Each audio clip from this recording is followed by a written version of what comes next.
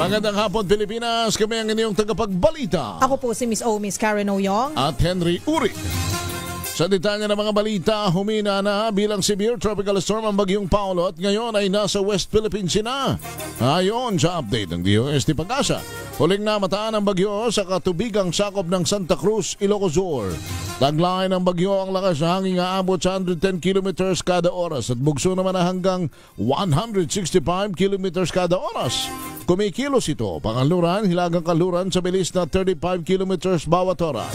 Batay sa forecast ng Pag-asa, patuloy na magpapaulan at magbibigay ng masungit na panahon sa malaking bahagi ng Luzon ang nasabing bagyo ngayong gabi. Inaasahan namang tuluyan itong lalabas ng Philippine Area of Responsibility bukas ng umaga. Inalis na ng DOST Pag-asa ang Tropical Cyclone Wind Signal number 4 sa alinmang lugar sa bansa matapos humina ang bagyong Paulo bilang severe tropical storm.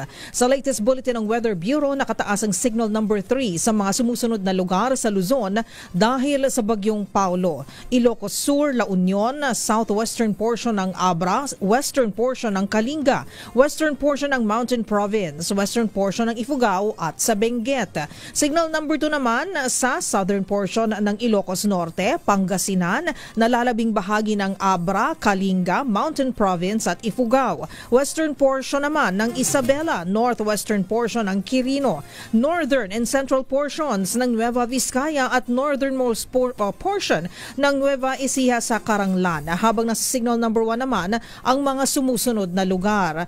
Ang nalalabing bahagi ng Ilocos Norte, Apayao, Batanes, sa mainland Cagayan including Babuyan Islands. Ang nalalabing bahagi ng Isabela, Quirino, Nueva Vizcaya, Aurora, Nueva Ecija, Tarlac, Zambales, Pampanga, Bulacan at northern portion ng Quezon, kasama na po rito ang Polillo Islands. Samantala, nakataas na sa red alert status ang buong Central Luzon dahil sa epekto ng bagyong Paulo. Mula sa Blue Alert, ipinagutos na ni retired General Amado Corpus, Chairman ng Regional Disaster Risk Reduction and Management Council, sa lahat ng council na magpatubad na ng 24/7 operations at tiyakin ang mabilis na koordinasyon sa mga ahensya ng lokal na pamahalaan. Ilan sa mga bayan sa reyon ang sinailalim na sa tropical cyclone wind signals hanggang 1 to 3 matapos mamataan ang sentro ng bagyo sa bayan ng Dilasag sa Aurora. Sa lahat naman ng usaulot naman ng Pampanga DRRMC, abot sa 6 na pong barangay ang lubog sa baha sa mga bayan ng San Fernando, Santa Ana, Apalit, Candaba, Macabebe, Minalin at San Simon. Naka-full alert naman ang Department of Social Welfare and Development matapos maglandfall ang Typhoon Paulo sa Dinapigue, Isabela kaninang umaga. Ayon kay Social Welfare Secretary Rex Gatchalian, nakahanda ang quick response team ng ahensya at mga supply ng relief pack para i-dispatch. Pagtitiyak ng kalihim, hindi pababayaan ang mga maapektuhan ng bagyo kahit pa nakatutok din ang ahensya sa pagtulong sa mga biktima ng lindol sa Cebu. Sa kabuuan, naabot sa 2.3 na milyong boxes ng family food packs ang nakapreposisyon sa buong bansa, higit 200,000 sa Central Luzon habang higit 100,000 naman sa Cagayan Valley. 20 minuto na makalipas ang alas 5 ng hapon ay naprobahan na ng Department of Budget and Management ang 1.625 billion na pondo upang punan muli ang Quick Response Fund ng DSWD at DPWH. Ayon sa DBM, maabot sa 625 million ang matatanggap ng DSWD upang pondohan ang relief resources ng ahensya at emergency cash transfer para naman sa mga pamilyang nasa lugar na deklaradong state of calamity. Ang natitirang 1 billion pesos naman ay mapupunta sa DPWH para sa reconstruction at rehabilitation programs. Sinabi ni DBM Secretary Amina Pangandaman na mabilis na pinakikilos ni Pangulong Bongbong Marcos sa lahat ng ahensya upang agad matugunan ang mga apektado ng kalamidad. Itinaas ng Department of Health o DOH ang Code White Alert bilang paghahanda sa epekto ng bagyong Paulo. Sa abiso ng DOH, naka-Code White Alert na ang kanilang central office sa pagpasok pa lamang ng Oktubre bago pa ang tinatayang pagtama sa kalupaan ng bagyo. Sa ilalim ng alert status, nakaantabay ang DOH Operations Center na may sapat na supply ng gamot, kagamitang medikal at health emergency response teams para agad na rumisponde sa mga maaapektohang rehiyon. Habang naka-standby standby din ang National Emergency Hotline 911 at iba pang lokal na emergency hotlines upang matiyak ang mabilis na tugon sa oras ng sakuna. 21 minuto na makalipas ang alas 5 ng hapon, ibinaba na ng National Disaster Risk Reduction and Management Council sa 68 ang bilang naman ng mga nasawi sa 6.9 magnitude na lindol na tumama sa Cebu noong Setyembre 30. Mula ito sa naunang iniulat na 72 batay sa datos ng Provincial Disaster Risk Reduction and Management Office ng Cebu. Paliwanag ng Office of the Civil Defense, ang pinakahuling bilang ay mula sa Management of the Dead and Missing Cluster na pinangungunahan ng Department of the Interior and Local Government. Ayon kay OCD Deputy Spokesperson Diego Mariano, ang MDM ang maglalabas ng opisyal na bilang ng casualty figures kaugnay sa lindol. Maaari naman na niya magbago pa ang bilang ng casualties habang nagpapatuloy ang replikasyon o verifikasyon. Samantala, umabot naman sa 559 ang sugatan, habang 366,360 katao naman o mahigit sa 80,000 mga pamilyang naapektuhan ng lindol. Pumalo na sa 3 bilyong piso ang halaga ng iniwang pinsala sa infrastruktura ng magnitude 6.9 na lindol sa lalawigan ng Cebu sa assessment ng mga lokal na pamahalaan, kabilang sa mga nawasak ang mga kalsada, tulay, kabahayan at mga simbahan. Inaasahan naman tataas pa ang nasabing bilang sakaling matapos na ang assessment ng Department of Public Works and Highways at Office of the Civil Defense. Samantala, hindi pa tiyak kung gaano kalawak ang pinsala sa sektor ng agrikultura. Pansamantala, ang pinapayagan naman ng mga truck na dumaan sa mga national at provincial roads sa probinsya ng Cebu. Sa nilagdang Executive Order number 58 ni Governor Pamela Baricuatro, ito ay upang bigyang daan ang pagpasok ng mga truck at iba pang mga sasakyang may dala ng tulong sa mga nasalanta ng lindol. Epektibo ang pagbawi ng truck ban hanggang sa matanggal na rin sa ilalim ng state of calamity ang lalawigan. Kaagapay ng lokal na pamahalaan ng Philippine National Police sa pag-iimplementa ng naturang executive order. Umabot naman sa 72 ang naiulat na nasawi habang nasa higit sa 500 ang sugatan dahil sa magnitude 6.9 na lindol na tumama sa Cebu. Magpapadala naman ng 50,000 Singapore dollars o katumbasan 2.2 million pesos na tulong ang Singapore Red Cross o SRC para sa mga nasalanta ng malakas na lindol sa Cebu. Makatutulong ang naturang halaga sa agarang pagbibigay ng medical assistance, maging pagbibigay ng pagkain at tubig sa mental health at psychosocial support activities ng Philippine Red Cross o PRC.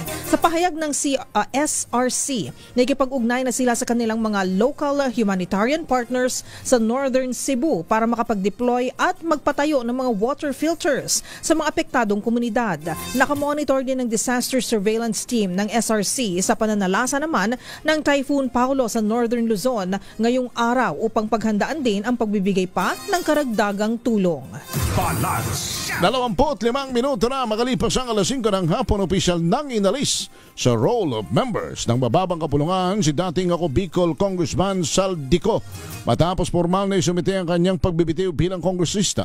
Ipinahayag sa plenaryo ni House Assistant Majority Leader Belia Swansing ng Sultan Kudarat na natanggap na ng Kamara ang resignation letter ni Ko pasado hating gabi ng Oktubre 3. Ito'y kasunod nito, inatasan na ni House Deputy Speaker Janet Garin ng Iloilo na tanggalin ang pangalan ni Ko sa listahan ng mga kasapi ng Kamara bilang bahagi ng formal na proseso.